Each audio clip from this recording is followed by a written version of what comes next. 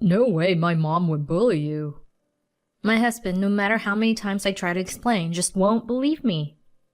And the harassment continues today. I've decided I can't rely on my useless husband. I need to handle this myself. The evidence I've painstakingly gathered will come to light at the family gathering. Just you wait. My name is Marie. I'm a stay-at-home mom in my 30s, married for 5 years. My family includes my husband, Stephen, an office worker, and our 2 sons, ages 4 and 2. I became a stay-at-home mom because Steve wanted someone to be home. His company decided to expand nationwide at the start of the year, leading to an out-of-state relocation. Normally, I would have moved with them. However, there was a possibility of further relocations. So, at Stephen's suggestion, I moved in with his mother along with our 2 kids. It matched Stephen's desire not to leave his mom alone. Living with 2 young boys, I thought maybe my mother-in-law's help wouldn't be so bad. Her place is about a 30-minute drive from our apartment. Stephen's dad has passed away, leaving Irene, my mother-in-law, living alone in a house with plenty of room. Considering the kids are both young, it seemed easier to manage childcare with her around. We're not particularly close, but we get along fine. We only meet on the 4th of July and Christmas, but she's always been sweet to the kids. I thought we could get along living together. After a while, Stephen moved for his job, leaving the kids and me behind. Irene was kind to us after we moved in. It's so nice to have the grandkids around. The house feels livelier instantly. However, her kindness campaign lasted only a week. She started showing her true colors, which even I hadn't seen before. Irene began muttering, "Aren't the kids waking up too early? I wanted to sleep a bit more. It's inconsiderate, especially with an elderly person around." I had no choice but to apologize. But my eldest son has to go to preschool and we need to get ready in the mornings. I try not to bother Irene, whispering to the kids, "Grandma's sleeping, so let's be quiet," and making sure they didn't run around too much. But avoiding noise entirely was impossible. Living alone before, even the sound of daily life began to bother Irene. Yet, after another week, she seemed to get used to it and stopped getting up early. Just when I thought things were settling down, she started complaining about everything. She just was not happy with anything. And her daily ritual became declaring, "The food is awful." I prepared meals for her along with ours, since we got up earlier. "You're feeding this to the kids? It's tasteless." Here we go. I had to respond. The kids think it's delicious and they eat it. But Irene retorted, "Well, of course. They've grown accustomed to this taste since birth. You come from a place where you don't need to season your food. Must be nice. Just claim it's the natural flavor of the ingredients." As if there's a place that doesn't season its food. For the record, I'm from the next state over. Irene would complain, but always finished her plate. Despite her complaints about the food, she hardly did any housework herself. When I talked to Stephen about it, he replied, "You're living together. It's just one more person. You can handle it." He added, "You're home all day anyway. You have the time." This living arrangement seemed to have been a hasty decision. Even I, slow to catch on, realized Irene was more than a bit mean. She loves picking on the vulnerable, like a cat with a mouse. With the restraint of living in her house, not wanting to retaliate, Irene's bullying gradually escalated. When the mail arrived in the afternoon, Irene was gossiping with a neighbor at the front door. "Ever since my daughter-in-law and the grandkids moved in, the house is a mess. She doesn't clean, cooks terribly, lazes around all day. A real disappointment. She did manage to have kids, though. Her lazy family makes easy money, so I worry that lazy gene has passed down to my grandkids. What? All lies! What's this about a lazy family and lazy gene? That's rich coming from her. My family has a stable income from apartment rentals. Maybe she's insinuating we're making easy money off rent. That's ridiculous. I clean every day. Sure, toys get scattered, but the place is much cleaner now than before we arrived. Irene really does nothing. Occasionally, she sneaks snacks meant for the kids, unfazed even if it makes them cry. Elderly people need their energy. Kids don't get hungry if they play. Conveniently elderly only when it suits her. Once, when I had to receive an unexpected delivery in my loungewear, Irene remarked, "Look at you! How shameful! Your hometown must be full of people walking around butt naked." She must think my hometown is like the Stone Age. The delivery, of course, was for Irene. She could have gotten it herself. Then, when I was exhausted from daily chores and childcare, falling ill, I told her, "Irene, I'm not feeling well, so I'm gonna lie down for a bit," and rested on the couch. The kids played in the yard, watched by Irene. A neighbor, noticing, started a conversation. "That's unusual. Just you and the grandkids today? Where's your daughter-in-law?" Irene replied, "That daughter-in-law of mine is so lazy, lying on the couch right now. She's from a village where everyone naps after eating, so our busy life doesn't suit her. That's why I'm looking after my sweet grandkids." "Maybe you should tell your son to have a word with her." "Oh, I've told him. I keep saying I'll send her back to her remote village if she doesn't shape up. I'm keeping an eye on her and reporting to my son." Such pleasure in spreading lies as gossip. I, feeling under the weather, had to swallow my anger. Later, when Stephen finally came home, I told him everything. "Your mom's treatment of me is terrible. Can you say something to her?" Stephen, unchanging in expression, replied, No way my mom would bully you. You're living there, so show some consideration. Mom's probably just lonely without dad around. Try to be nicer. I don't know what happened, but she's a kind-hearted person. You must have done something to upset her. If you have a complaint, feel free to leave. That is, if you think you can manage without my income." He was utterly dismissive. Irene, for her part, played the sweet old lady in front of Stephen. Even to me, she was all sweet talk. I finally realized that talking to this man about the issue was futile. To think my husband would turn out to be so unreliable. In the neighborhood, thanks to my mother-in-law's fabrications, I've become the lazy daughter-in-law who just showed up one day.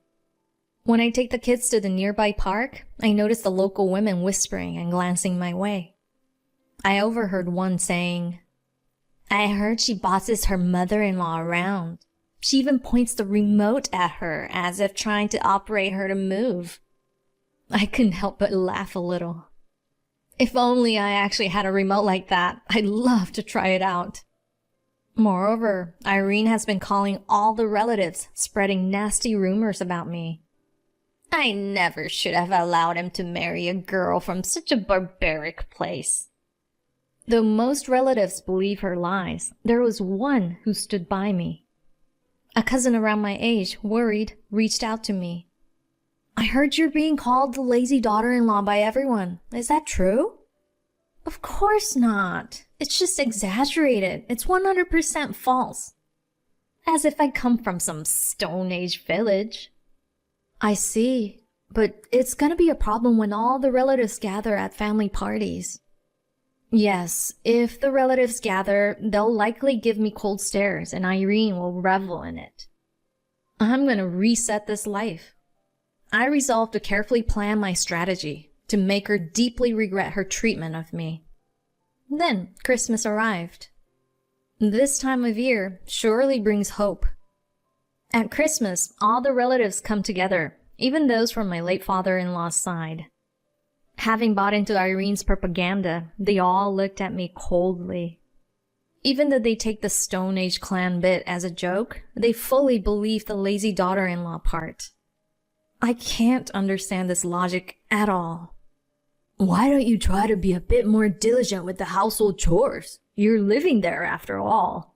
You should show some consideration for your mother-in-law. And so on. I just smiled in response. I'll try harder. Their faces tensed up, but oh well, only for now. I'm a really bad daughter-in-law, far worse than they think. Irene said, I really do wish you'd show me some consideration. When I mentioned I'd drive to the station to pick up my husband, Irene decided to come along. She adores her son so much, she wouldn't dare criticize me in front of him. But today, I'm going to show my husband the monster's true form. I asked my cousin to watch the kids, and Irene and I set off for the station. Along the way, she did nothing but criticize me. Marie, you're really bad at planning. You knew we had guests coming today. You should have started preparing earlier. She expects me to do everything, basically. And if I actually got up early to prepare, she'd complain about the noise. But today, I couldn't care less. I'm looking forward to what's coming. Seeing my smirk, Stephen said, Aw, you two look like you're getting along. What a misguided fool. I was looking forward to his return, not because I missed him, but for other reasons. Irene greeted her son with a smile, saying, I've prepared your favorite dishes. You're home, so make yourself comfortable. Once we were all in the car, he suggested, Shall we play some music? Perfect timing. I had prepared a CD for Stephen, who always listens to CDs in the car. When I hit play, it wasn't fun music that started. Irene was heard saying, Marie, your cooking is really terrible. Sweet or spicy I can understand, but tasteless? If you were a bit more competent, it'd be easier for me. Go back to the countryside. Have fun living there, grunting away like a barbaric animal. You are so sloppy. Here, wrapping yourself in animal skins is apparently not fine. Stephen's face went pale. What's this? Are you practicing for a play? I said, Unfortunately, this is real. This is your mother. She loves to bully her daughter-in-law. It's like her hobby, so she probably won't stop. Mom, you say this kind of stuff every day? No, that's not true. I don't say it that often, do I? She glared at me. Oh, how the tables had turned. I wasn't bothered by anything she said. Upon arriving home, Irene seemed a bit relieved, but the best was yet to come. As soon as Irene entered, the relatives came bustling in. Oh, there's this weird DVD playing. Irene, puzzled, went, What? Actually, the grandkids said there's a funny DVD we should watch. Irene and Stephen rushed to the living room to see what was on the screen. It showed Irene. Of course, I had set up a camera and microphone.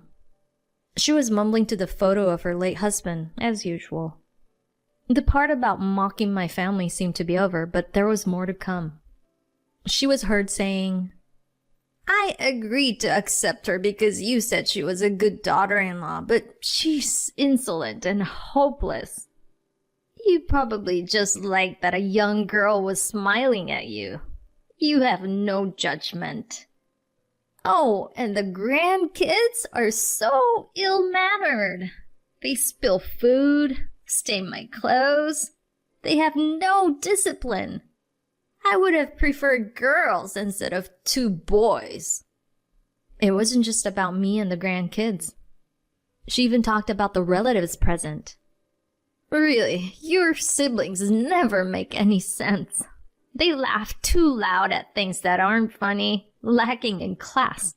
That's probably why they couldn't get into a decent company. And she didn't stop at family. She gossiped about neighbors too. That lady from next door, she just talks too much. The daughter-in-law next door is no help either. She's just like Marie. Irene turned pale and quickly removed the DVD from the player. The title written on it was No Longer There, Season 1. I had recorded the footage on camera, compiled it onto a DVD, and gave it a drama-like title so its contents wouldn't be immediately obvious if found.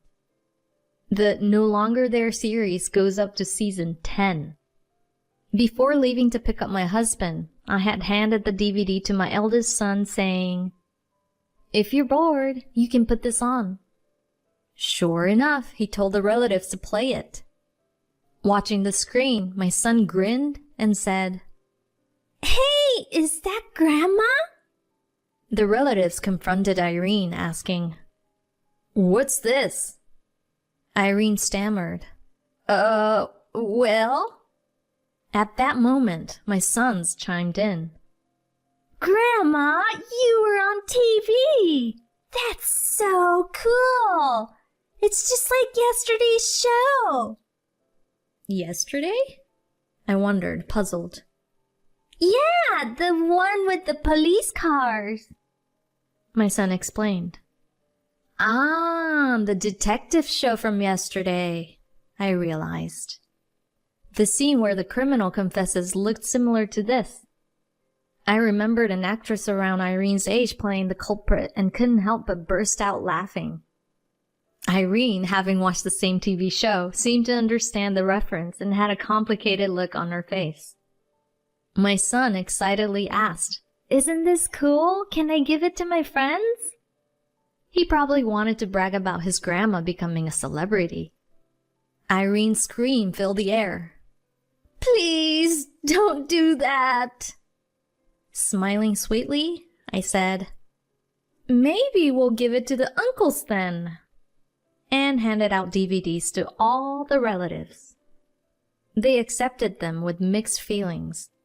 My son also asked, "Can I give one to Sally next door?" "Sure. We greet the grandpa across the street often, so why not share it with him too?" Irene panicked. "Oh, wait, no. If you do that, I won't be able to show my face in this house." "Oh, so you knew you were saying awful things," I remarked coldly. "But to the neighbors and relatives, this is just gossip. I've been facing these comments directly." I might have come off a bit strong. It's unbearable for the person on the receiving end, and to criticize my children as well? Irene pleaded. "I'm sorry, Marie. Please forgive me." Even Stephen joined in. "Marie, please forgive her." As if it were that simple. I glared at him sharply, making him flinch. "See? I can be quite scary. You never believed me, did you?" I then presented him with the completed divorce form. "You said I could leave if I had complaints, so I will." He was shocked. "What? I'm sorry I didn't believe you. I'll talk to Mom." "I've reached my limit long ago." Leaving the stunned relatives behind, I took the kids and left the house. I had prepared to take our essentials with us. Moreover, as a Christmas greeting, my cousin distributed the infamous DVDs around the neighborhood. My children and I took refuge in my parents' home. After some discussions through a lawyer, we successfully finalized the divorce. I decided not to ask for alimony, considering my revenge successful. Initially, Stephen pleaded, It was my fault. Let's start over. I can cut ties with Mom. Eventually, we can put her in a nursing home so she won't be able to trouble you anymore. But he only apologized once. Well, he is his mother's son after all. I didn't need his apology or his income. My parents had transferred several apartments to me. Even amidst childcare, I had been managing to earn a steady income. The apartments were more valuable to me than a husband who didn't appreciate his wife. Of course, earning rental income isn't as easy as it seems. I'm quite busy myself. Now, with my ex-husband's solo relocation over, he and Irene seem to be living quietly, enduring the cold stares from those around them. Irene, who once spread rumors about me in the neighborhood, now seems to be a recluse. The DVD gossip spread, and it appears no one wants to associate with her anymore. She's probably still ranting about me to her late husband's photo, but I'm no longer there, and I couldn't care less. These days, I'm enjoying peaceful days, supported by my parents and raising my children.